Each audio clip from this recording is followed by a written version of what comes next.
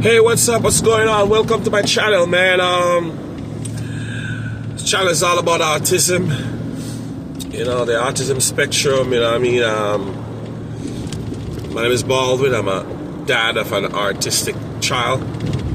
And I also coach parents to help them and support them while dealing with an autistic child or an adult. Okay? So, I want to speak to you briefly about my son, sleep.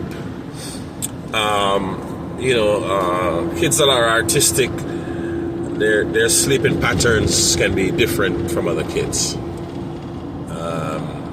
You will experience that, and you'll go through those phases being a caregiver or a parent to an autistic child or adult, right? When my son was younger, I would say about, probably when it was about 4 months or so,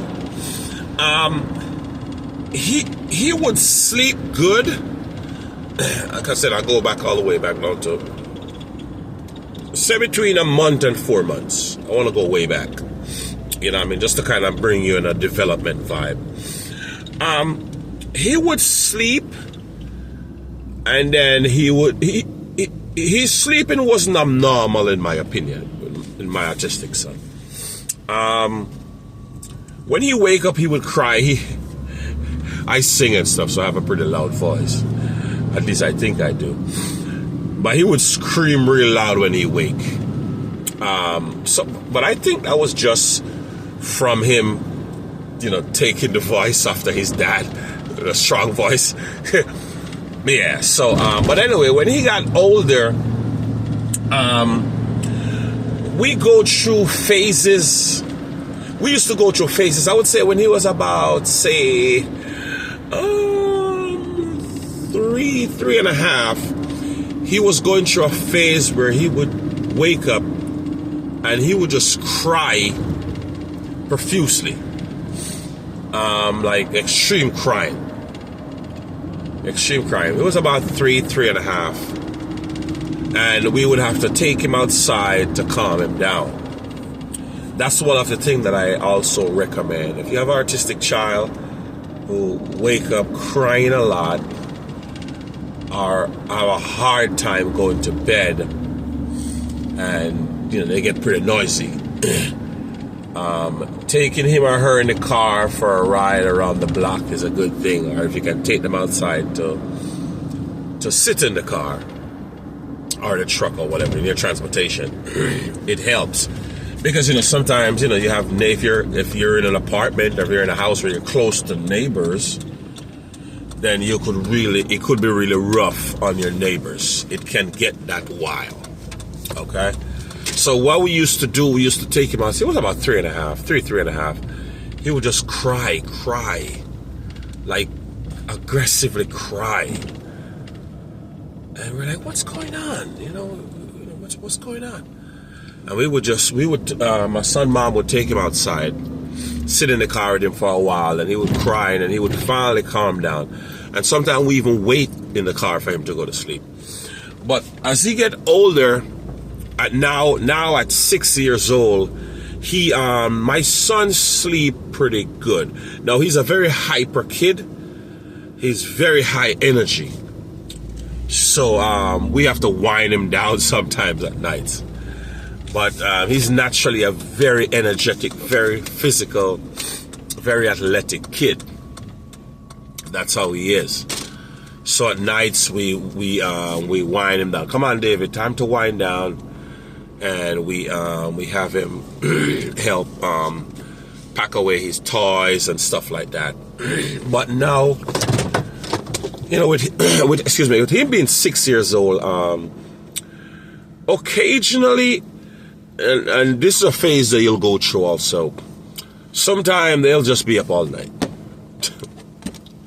Sometimes we're like, okay, all right, so he's not going to go to school tomorrow. You're going to go through those phases where your child, he or she's just up all night, and you got to call the school in the morning, and he go to sleep 3, 4 in the morning.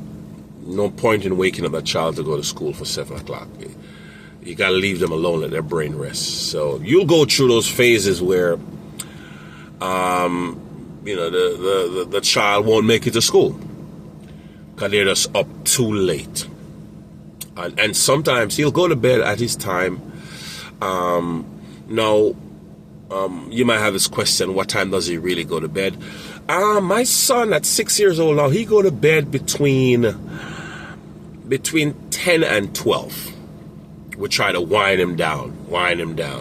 Come on, David, calm down. We put him in bed with his iPod, with his tablet, and he would watch his tablet and stuff, and slowly wind down, and slowly, then he would go off to sleep.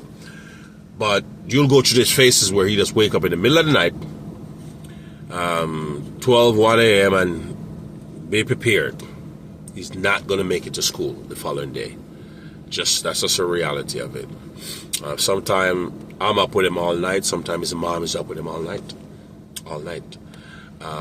That's just how it is. So their sleeping pattern can be smooth sometimes, and sometimes it's just not smooth. With autistic child, sometimes they don't follow instructions as easy as a non-autistic child.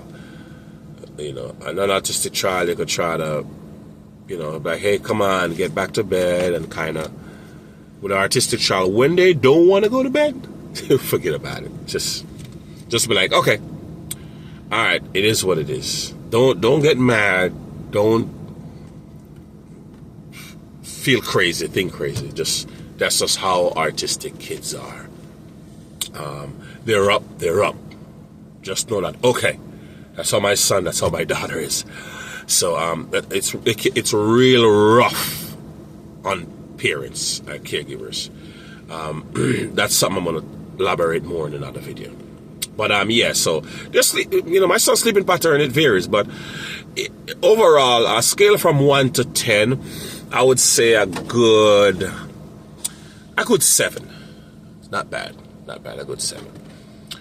And sometime his favorite time to sleep is like after 5. He'll sleep till 1 p.m. So each child is different. You got to see how your child is. All right, so that pretty much kind of covers my autistic son's sleeping pattern, or an autistic child, or an adult sleeping pattern. All right, I want to thank you for watching my video. Please subscribe so we can keep supporting each other. You need counseling, you need encouragement, just look in the description of my channel.